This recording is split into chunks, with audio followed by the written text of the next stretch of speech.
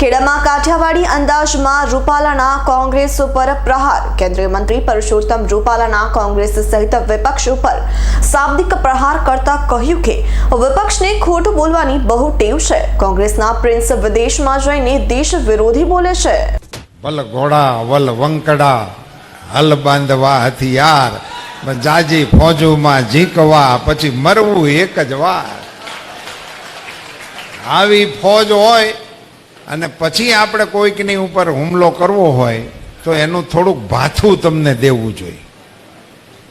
આપણે આ ચૂંટણીઓ માટે જ્યારે નીકળીએ છીએ ત્યારે આપણી સમસ્યા શું છે?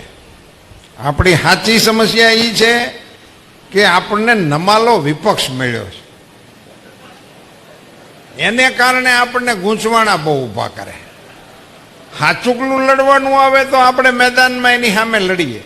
આ બધા ખોટું બહુ બોલે, જન્મ ખોટું બોલવાની ટેવ વાળા લોકો।